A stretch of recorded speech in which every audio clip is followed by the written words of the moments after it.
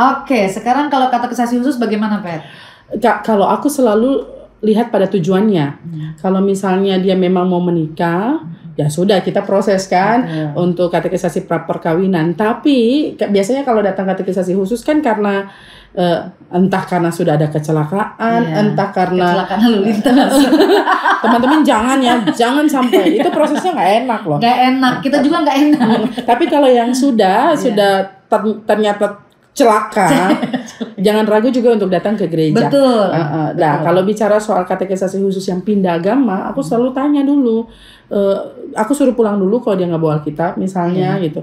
Lalu tanya memang serius nggak untuk mau masuk Kristen, bukan karena pasangan. Betul. Kalau karena pasangan mending nggak usah gitu. Karena bukan nggak mau siapa yang nggak senang terima orang mau masuk dan mengikuti Yesus. Betul. Tapi ini bicara soal bagaimana dia sungguh-sungguh bertumbuh dalam Kristus. Kalau dia punya refleksi pribadi perjumpaan dengan Kristus, kita berproses. Takutnya gini ya teman-teman, takutnya kalau karena pernikahan nanti ada masalah dalam pernikahan, tinggalin juga gampang. Betul, gitu. Maksudnya gitu.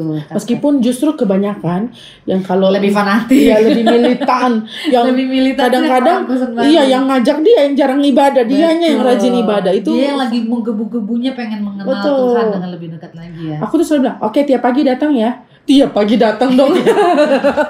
Dan mungkin ini catatan juga untuk yang katekisasi khusus mungkin dari yang lain ya, dari keyakinan lain, terus dia mau katekisasi khusus sekalipun nanti dia juga akan menikah. Biasanya kadang-kadang kita juga harus biasakan dia sebelum mulai ibadah dulu deh, ikut ibadah. Betul, aku gitu, betul. Karena gini, kadang-kadang akhirnya dia sendiri yang nggak bertahan. Kalau memang dia cuman sekadar mau menikah, akhirnya nggak datang-datang lagi ibadah. Tapi ketika aku memang mesti 1 bulan, minimal 3 bulan sampai mereka gini, ini nggak diajar-ajar, aku juga nggak diajar-ajar, ikut aja dulu. Ternyata dalam proses itu terjadi filterisasi. Betul. Kalau dia tekun dia ikut ibadah segala macam, kita ditampi. Iya. Ternyata dianya yang memang masih ragu-ragu atau mungkin dia memang mau masuk karena sesuatu butuh proses yang instan, yang cepat. Padahal bukan mau ospek mereka dalam tanda petik juga. Betul. Tapi ya marilah bertumbuh sama-sama. Mulai dari hal yang kecil begitu kenal dulu, datang dulu, senangi persekutuan dulu, ya. Takutnya kadang-kadang mereka kaget, persekutuan orang Kristen gini ya. Mereka cuma tahu indah-indahnya makan-makan abis ibadahnya mungkin, atau orang sapa dengan hangat. Persekutuan kita juga persekutuan yang panas membara gitu ya. Tapi ya kalau kita hati-hati kita nggak terbakar. Dan kalau kita mencintai persekutuan ini, kadang-kadang yang panas itu kita bisa teduhkan. Betul. Yang dingin kita bisa hangatkan. Gitu-gitu. Enak banget ya, betul. Aduh, happy nih teman-teman. Ya ampun. Pas momennya. Kalau kata Yesus gitu ya, maksudnya artinya dipersiapkan entah untuk apa, dia orang Kristen baru mau jadi orang Kristen baru atau dia mau dalam persiapan pernikahan gitu ya. Betul. Dan beberapa kali memang ketemu dengan yang gitu-gitu yang berhasil, justru dia yang sampai sekarang jadi saudara dan keluarga. Aduh, Ben belajar dong gitu. Dia malah senang dengan hal-hal yang gitu. Tapi yang nggak berhasil ya sudah. Bukan juga nggak jadi keluarga, tapi pergi begitu saja, tanpa pamit, tanpa permisi, gitu. Betul. Itu memang apa ya, catatan juga ya buat kita, karena justru kadang-kadang khusus ini kan salah satu ciri khasnya kan nggak lama ya, 3 bulan biasanya. Iya, biasanya 3 bulan lah.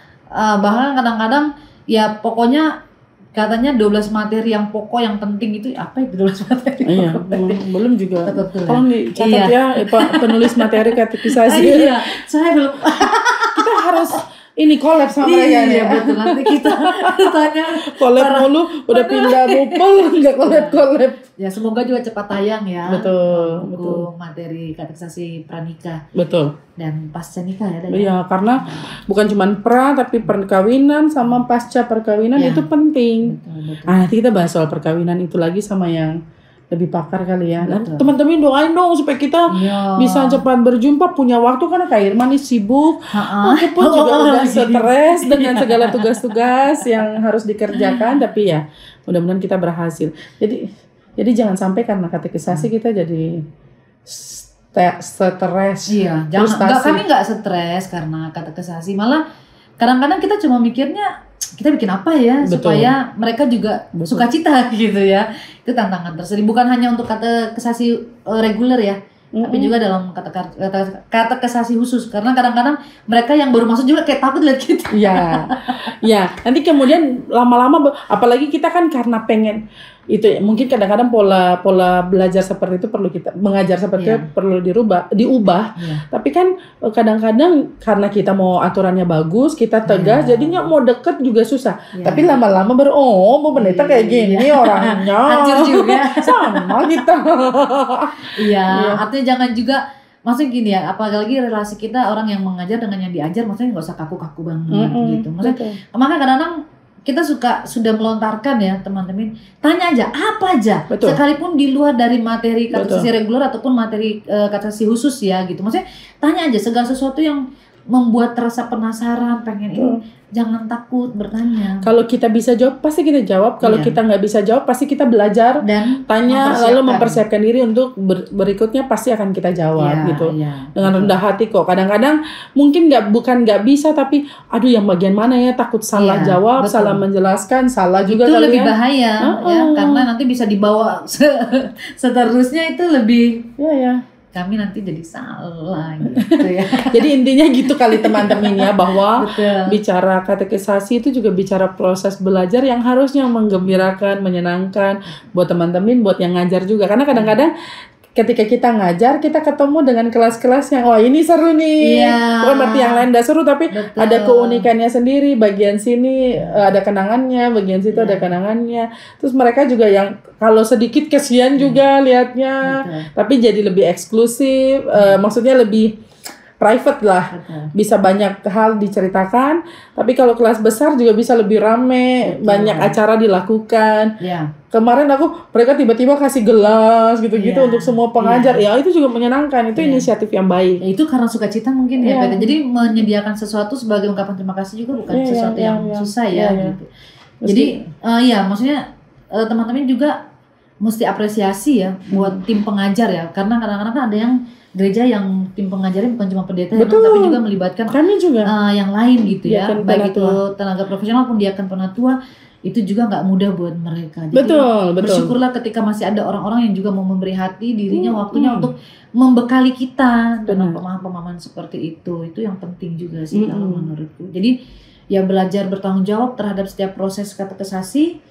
Kalau seandainya peneguhan sihnya diundur karena memang belum memenuhi, nggak apa-apa. Ini bukan persoalan siapa duluan. Benar. Terus kadang gitu, medsos ya, mereka sudah kok kami belum mau.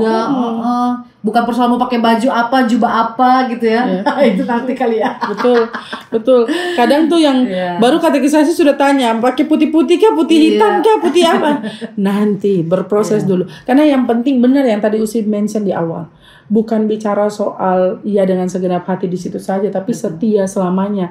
Karena aku beberapa kali kalau yang di zamanku enggak ada, tapi kadang-kadang kita harus melepas teman-teman yang baru bilangnya dengan segenap hati karena harta, tahta, dan wanita, pria, semua kemudian dilepaskan begitu aja. Yang rugi kita teman-teman, yang rugi kita. Kita ini terlalu berharga sebenarnya di mata Tuhan. Jadi kalau kita tidak menghargai juga diri kita dan Tuhan ya, Tuhan nggak butuh penghargaan kita. Betul.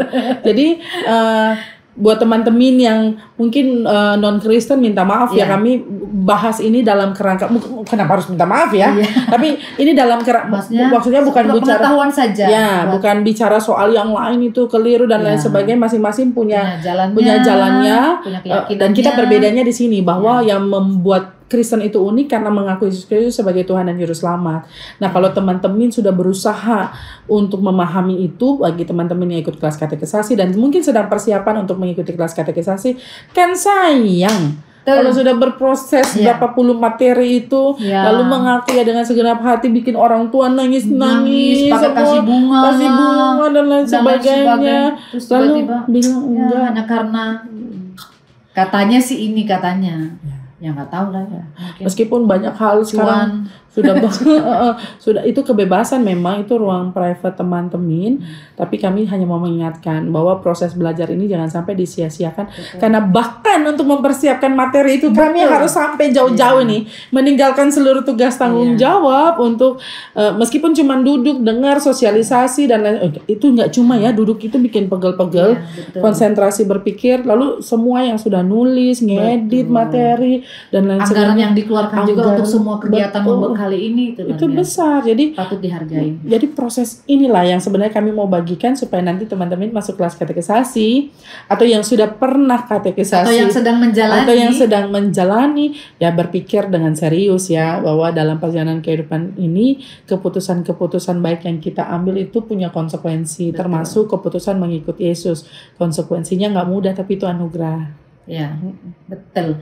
Jadi itu ya teman-teman ya, semoga sharing kami atas apa yang kami alami selama 2 hari di sini. Di mana kita di Senopal, nggak usah lah, nanti Kota kita nggak Gudeg. di endorse Kota Gudeg. Emang Kota Gudeg ya? Iya, Jakarta tuh. Kota pelajar. Oke. Seperti itu. Semoga bisa menjadi apa ya? Mau bilang inspirasi, betul. Atau tambahan informasi. Lah ya, begitu buat teman-teman supaya lebih serius lagi, apalagi ketika menjalani katekisasi ini. Oke.